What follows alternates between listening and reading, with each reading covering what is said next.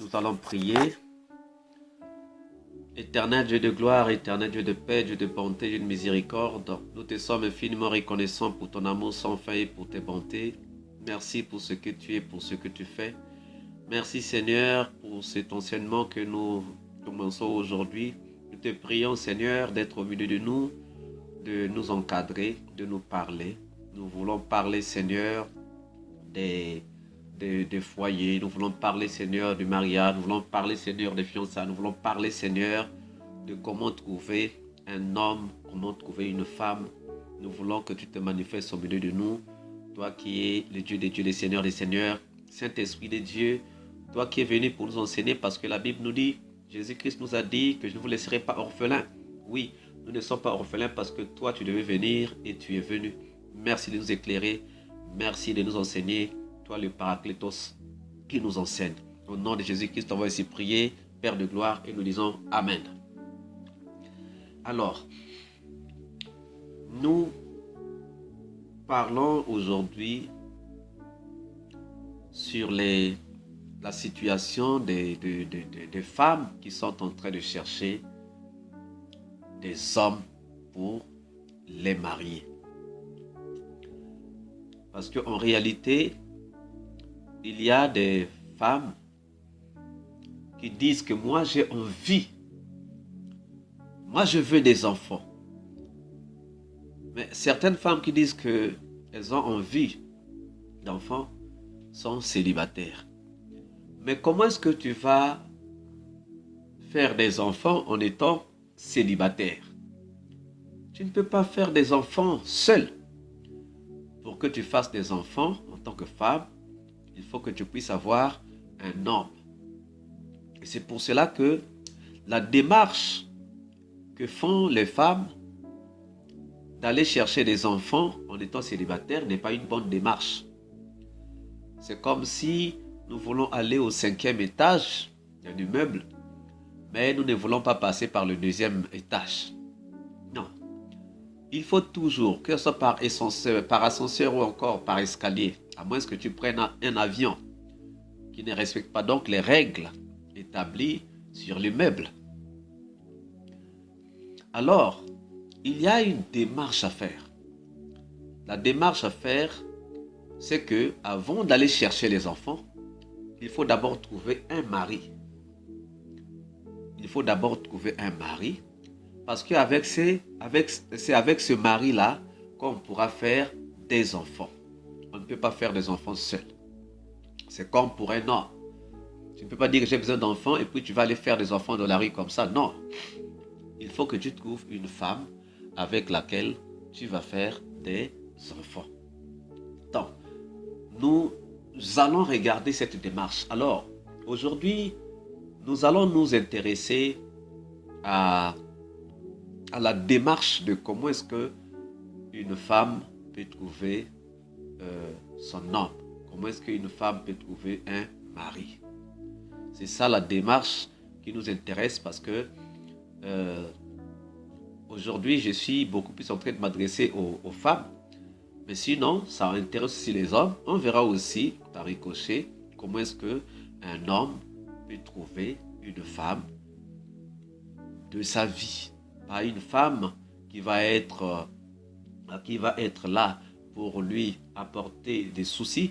Pas un homme qui va être là pour apporter à une sœur des soucis. Mais le mariage comme Dieu l'a voulu, comme Dieu le veut bien. Parce que, en fait, le mariage, c'est l'une des institutions. En fait, c'était la première institution que Dieu a établie sur la terre. Le mariage, c'est la première institution parce que c'est le mariage. Avant d'établir les autres choses, c'est le mariage d'abord qu'il a établi. Alors, c'est une institution donc de Dieu. Et si on comprend le mariage, on comprendra beaucoup de choses. Et si on réussit dans le mariage, on réussira dans beaucoup de choses. Alors, tout commence où?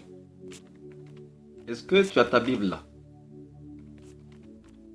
Ok. Alors, tout commence au moment où le Seigneur remarque que Adam dans le jardin d'Éden n'est pas heureux. C'est dans Genèse chapitre 2 au verset 21. Genèse chapitre 2, non, verset 18. Genèse chapitre 2, verset 18. Est-ce que tu peux lire Genèse chapitre 2, verset 18?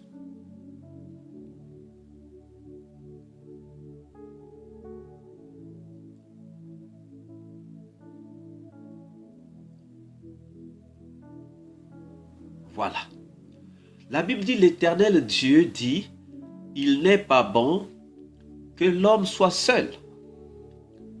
Et je lui ferai une aide semblable à lui. Donc, Dieu a remarqué qu'il n'était pas bon que l'homme soit seul. Il n'était pas bon que l'homme soit seul. Ça veut dire qu'il avait remarqué que l'homme n'était pas heureux. Il a dit, il n'est pas bon que l'homme soit seul. Donc, je lui ferai une aide semblable à lui. Donc, du coup, Dieu va faire un plan. Dieu déjà va prendre, il va former la terre, tous les animaux des champs et tous les oiseaux du ciel, et il les fit venir vers l'homme pour voir comment il les appellerait, afin que tout être vivant portât le nom que lui donnerait l'homme. Là, on est d'accord. Après, la Bible dit au verset 20, et l'homme donna des noms à tout le bétail, aux oiseaux du ciel et à tous les animaux des champs, mais pour l'homme, il ne trouva point d'aide semblable à lui. Il voyait les animaux, les chiens étaient là, les tigres étaient là, les cochons étaient là, les pigeons étaient là, les corbeaux étaient là, mais la Bible dit que il ne trouva point d'aide semblable à lui. Ça, c'est au verset 1. Maintenant, au verset 21. Donc, en fait, l'homme est en train de chercher une aide semblable, mais qu'il ne trouve pas. Mais Dieu a fait la promesse que l'homme, il n'est pas seul. Et non, il n'est pas bon que l'homme soit seul. Parce qu'il n'est pas heureux là où il est. Comme il n'est pas heureux, il faut lui faire une aide semblable. C'est-à-dire, il y a des choses que l'aide, c'est qui? C'est quelqu'un qui vient t'aider lorsque tu es en difficulté. Donc, Dieu s'est rendu compte que il y a des choses que Adam n'arrivait pas à faire. Il fallait que quelqu'un puisse l'aider. Il avait besoin d'aide. Or, Adam, c'est l'homme. Il y a des choses que l'homme ne peut pas faire. Et il faut que l'aide vienne. C'est pour cela que Dieu a décidé. Au verset 21, on dit, alors l'Éternel Dieu fit tomber un profond sommeil sur l'homme qui s'endormit. Il prit une de ses côtes et referma la chair à sa place. L'Éternel Dieu forma une femme de la côte qu'il avait prise de l'homme et il l'emmena vers l'homme. Ok? Donc, alors l'Éternel Dieu fit tomber un profond sommeil sur l'homme qui s'endormit. Et l'homme s'est endormi. Donc Dieu prit une de ses côtes et referma la chair à sa place. Dieu a pris une des côtes de l'homme. Il l'a emmené. Aujourd'hui, les médecins peuvent nous démontrer, les scientifiques nous ont démontré, se sont rendus compte que les côtes de l'homme ne sont pas au nombre égal du côté gauche comme du côté droit. Du côté gauche, il manque une côte. Alors que chez la femme, c'est le même nombre à gauche comme à droite. Mais chez l'homme, à gauche, il manque une côte. Donc, c'est la côte que Dieu avait utilisée pour aller faire la femme. C'est pour cela que l'anneau, lorsqu'il y a un mariage, c'est toujours du côté gauche. C'est pour cela que la femme, on la met du côté gauche de l'homme. C'est pour compléter la côte que Dieu avait retirée à l'homme. Maintenant, Le problème, c'est que lorsque Dieu a pris la côte, il est pour lui parti. Parce que la Bible nous dit que Adam était en train de dormir. Adam s'endormit, il prit l'une de ses côtes et referma la chair à sa place. L'Éternel Dieu forma une femme de la côte qu'il avait prise de l'homme et il l'amena vers l'homme. Si Dieu a amené la femme vers l'homme, c'est que Dieu n'a pas fait la femme là où l'homme se trouvait, n'est-ce pas? Parce que si Dieu avait fait la femme là où l'homme se trouvait, on n'allait pas dire que non, il l'amena. S'il a amené la femme, c'est que Dieu, lorsqu'il a pris la côte de l'homme déjà était en train de dormir, donc Dieu, on n'allait pas dire que non, bon, Dieu emmena. Mais si on dit il amena la femme, c'est que il n'avait pas fait la femme là où se trouvait l'homme. Alors, donc Dieu est allé faire la femme ailleurs. Pourtant, il a laissé un homme quelque part. C'est de cet homme-là qu'il a pris la côte, qui lui a servi de faire la femme. Donc, ailleurs, il fait la femme. Mais, avant de venir auprès de l'homme, Dieu a sûrement dit des choses à la femme. Puisque Dieu a fait la femme, il a commencé sûrement à parler avec la femme. Ah non, comment tu vas? Tu t'es bien réveillé, tout ça. Il y a des choses que Dieu a dites à la femme que l'homme n'a pas entendues. Dieu et la femme se sont dit des choses. Sûrement, Dieu a préparé la femme. Voilà pourquoi dans le mariage aujourd'hui, en fait, dans le seul temps, qu'est-ce qu'on faisait? Tu viens épouser, mais on garde d'abord l'enfant pour lui donner quelques conseils avant d'aller la déposer au mariage. C'est ce qui s'est passé avec Dieu et Ève.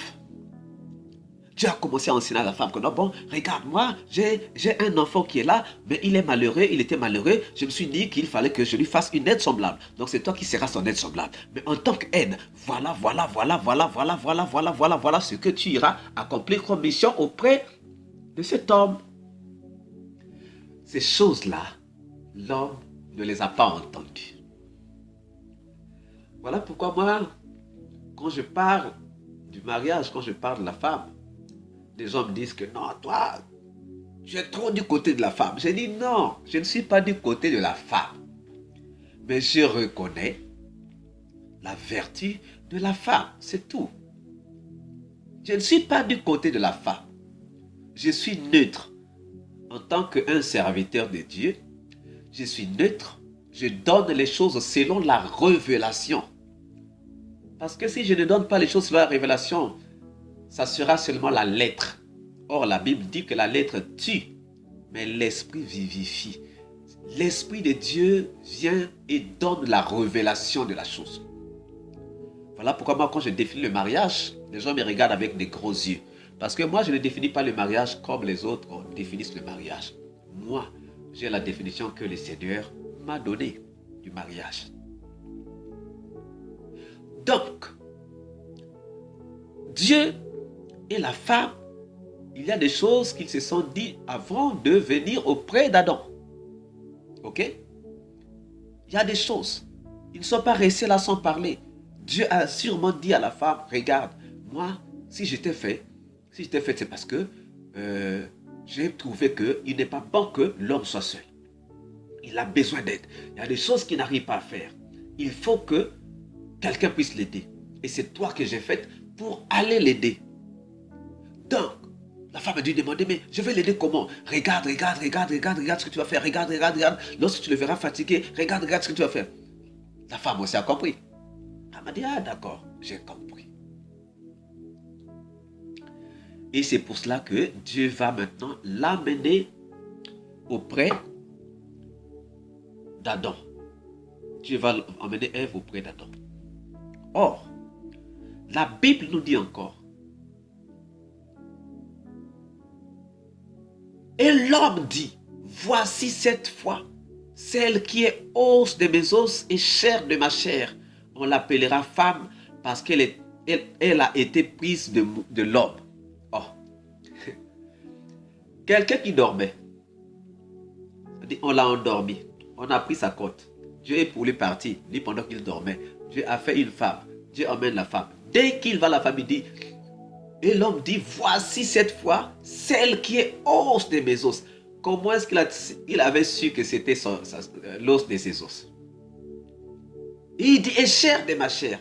On l'appellera femme parce qu'elle a été prise de l'homme. Comment est-ce qu'il a su que cette femme a été prise de l'homme? La révélation. Ce qui est à toi, tu ne peux pas l'oublier.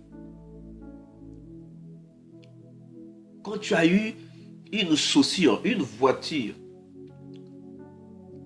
qui était à toi, même si tu l'as vendue, même ce qu'on a changé de peinture, lorsque tu vas voir cette voiture-là, même si l'immatriculation a été changée, ton esprit va dire que non, ça, c'est cette voiture-là. Tu vas toujours, c'est-à-dire, parce que ton esprit est avec l'esprit, est dans cette voiture-là. Donc, dès que tu vas voir, tu te reconnais que là, non, il y a quelque chose. Voilà pourquoi aujourd'hui, lorsque vous allez voir des frères et sœurs se marier, à la fin, ils vont se rendre compte, non, on était sœurs et sœurs, on était cousins et cousines. Mais c'est parce qu'ils sont issus du même sang. Ils sont issus du même sang. Ils peuvent aller se retrouver, ils ne sont jamais connus, ils se retrouvent dans un pays lointain, ils s'attirent parce que c'est le même esprit. En réalité aussi, lorsqu'un homme voit sa femme, il doit reconnaître que celle-ci est ma femme. Et en réalité, lorsque une femme aussi voit son homme, elle doit savoir que celle-là, c'est mon homme. L'homme est venu d'un homme, la femme est venue d'un homme, parce qu'elle a été faite de la côte d'un homme. À un certain moment, les gens disent que non, le coup de foudre, c'est mauvais. Le coup de foudre n'est pas mauvais. Là, Adam est dans le coup de foudre, non? C'est le coup de foudre. Le coup de foudre est aussi un signe que celle-là, c'est ma femme, que celui-là, c'est mon homme. Maintenant, quelle est l'erreur que nous commettons souvent? Lorsque nous sommes en train de chercher, nous, quelquefois, nous partons, nous cherchons, nous partons nous-mêmes, nous cherchons. Après, nous venons dire, oh Seigneur, voilà, j'ai trouvé un mari. Et quand ça échoue, oh non, Dieu m'avait trompé. Non, tu étais parti sans Dieu. Ici, lorsqu'on regarde le cas, est-ce que Ève savait là où se trouvait Adam? Non. Ève ne savait pas là où se trouvait Adam. C'est Dieu qui savait là où se trouvait Adam. Donc il a fallu que Dieu lui-même prenne Ève pour l'emmener auprès d'Adam. Si Ève était partie seule, elle n'allait pas se retrouver parce qu'elle ne connaissait pas le chemin. Nous nous hasardons à aller chercher nous-mêmes sans impliquer Dieu. Et voilà pourquoi nous partons trouver à des endroits qu'il ne fallait pas aller. Nous trouvons, ah, c'est celui-là. On s'est dit, c'est celui-là. Et là, c'est fini. On vient, Dieu, regarde, j'ai trouvé un mari. Non.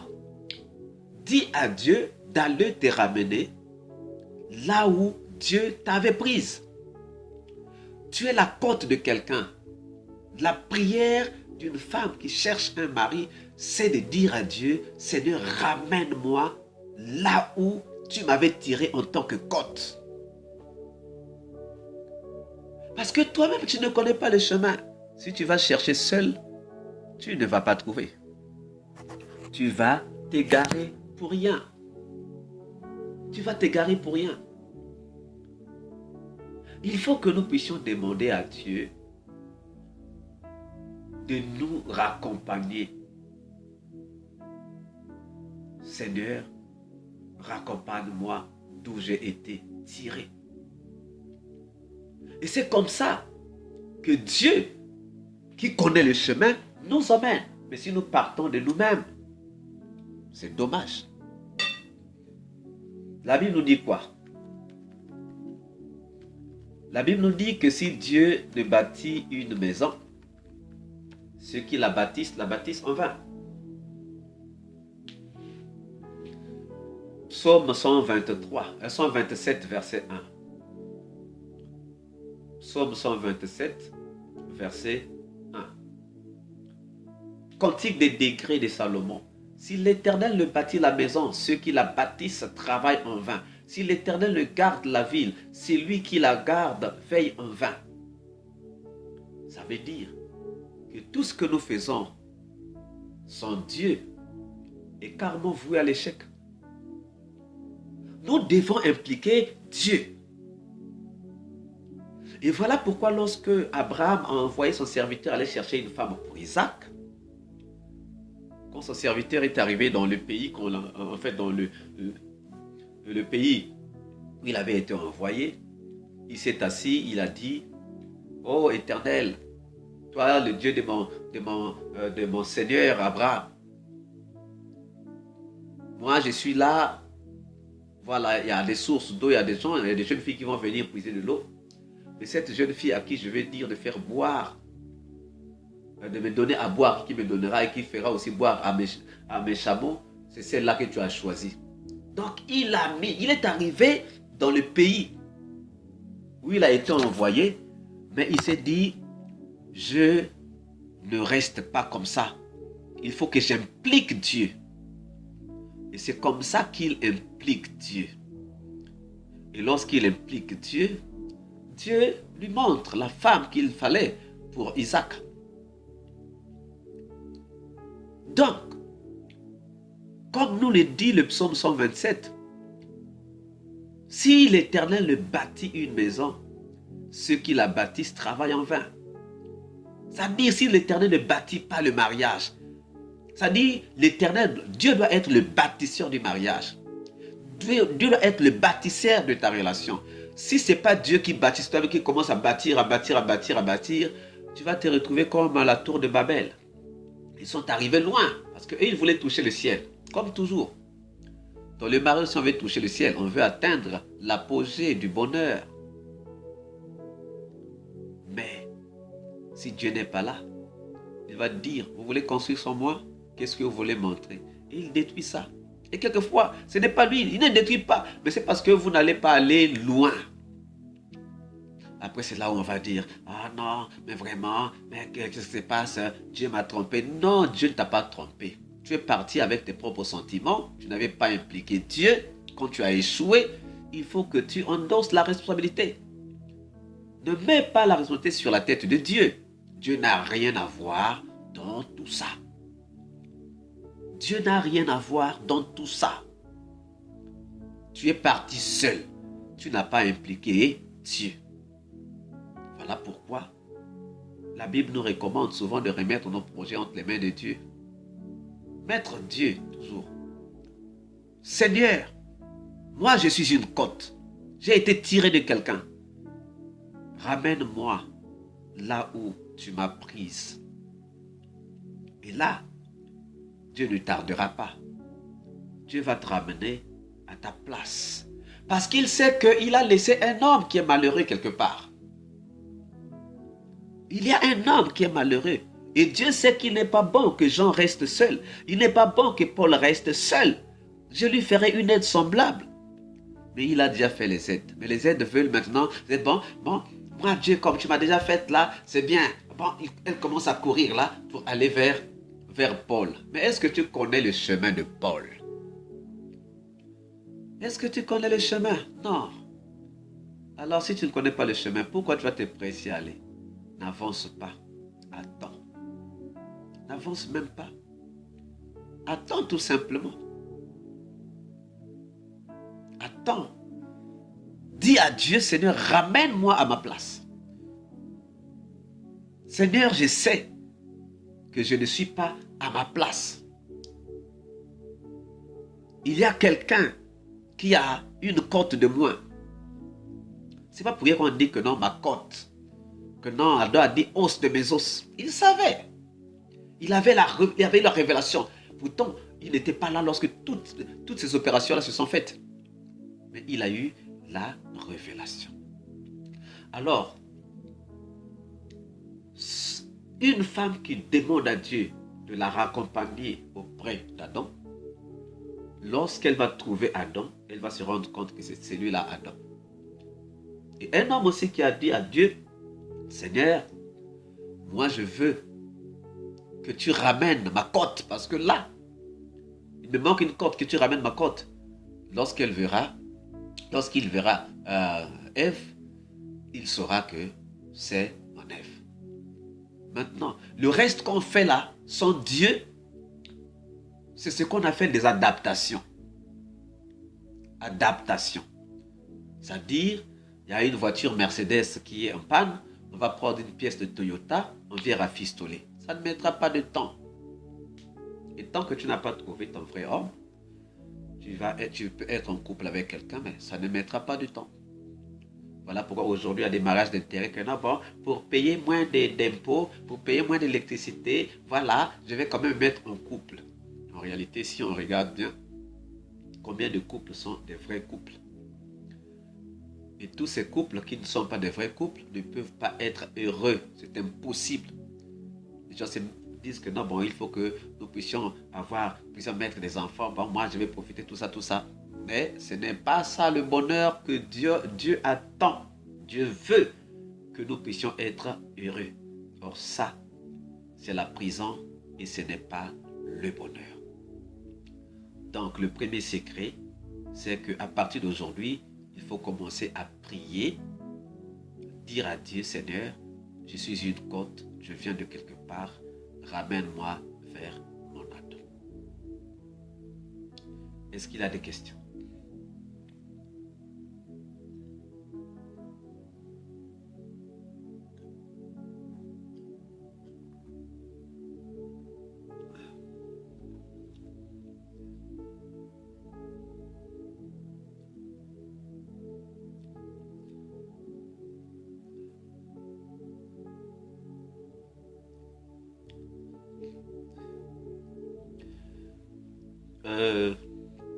Je vais te dire une chose.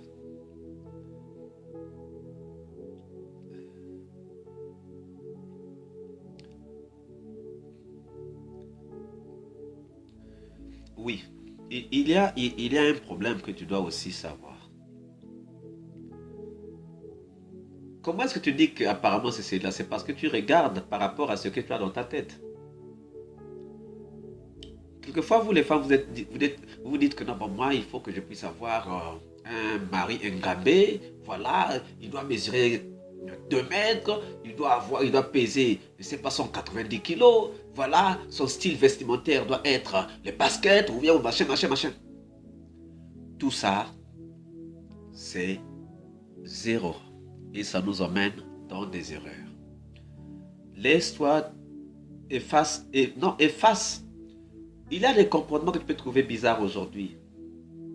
Et Dieu sait pourquoi. Laisse-toi conduire par Dieu.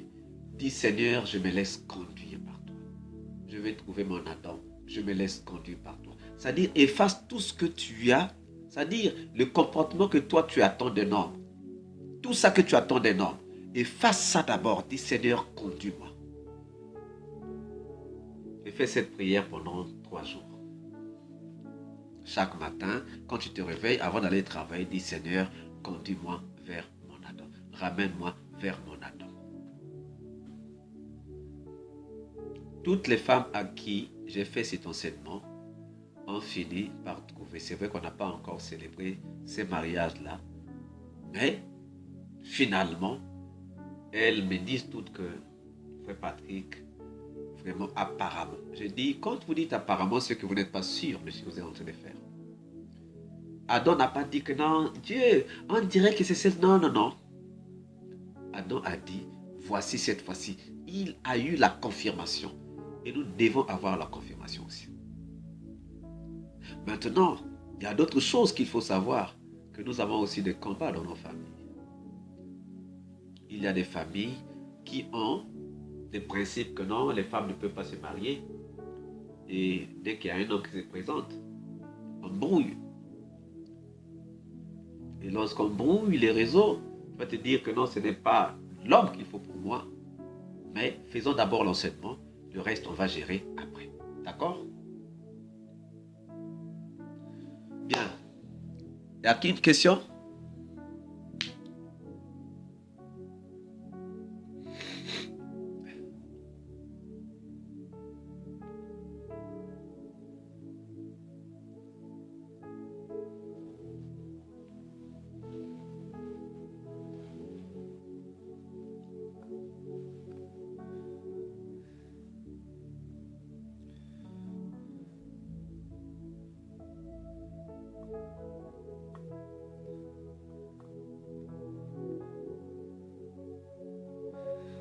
Bon, je ne dis pas que c'était ça ton destin, mais il y a des gens qui sont envoyés comme ça pour que nous, les chrétiens, nous pouvons les aider à se convertir.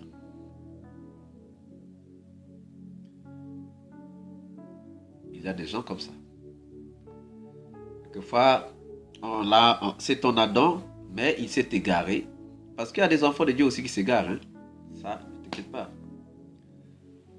Quand Jésus-Christ dit j'ai encore beaucoup de brebis qui sont encore hors de la bergerie, c'est une réalité.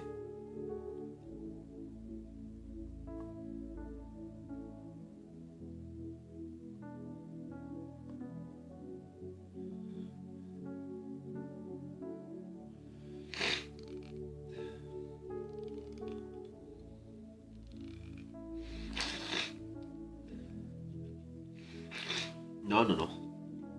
Ça, moi, je suis convaincu. Parce que Paul nous dit que si quelqu'un veut se marier à un païen, il peut le faire. Ou à une païenne, il peut le faire. Qui sait, peut-être que c'est par lui que ce païen va convertir son cœur. C'est Paul qui nous le dit.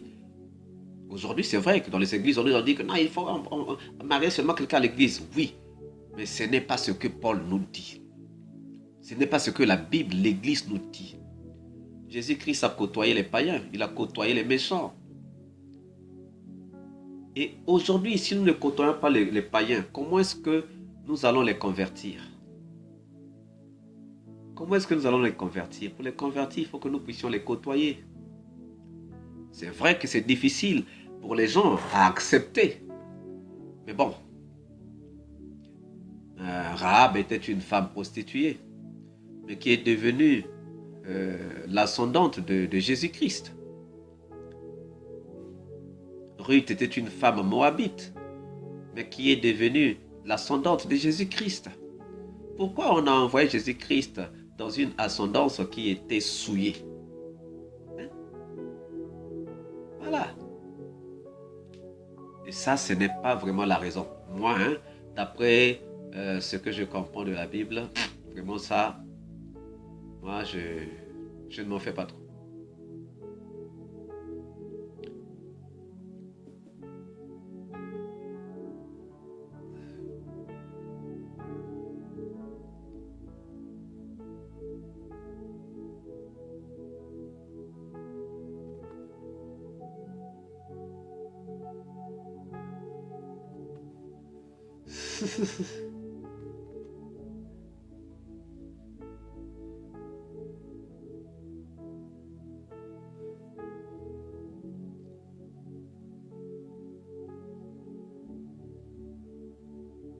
Il avait ça.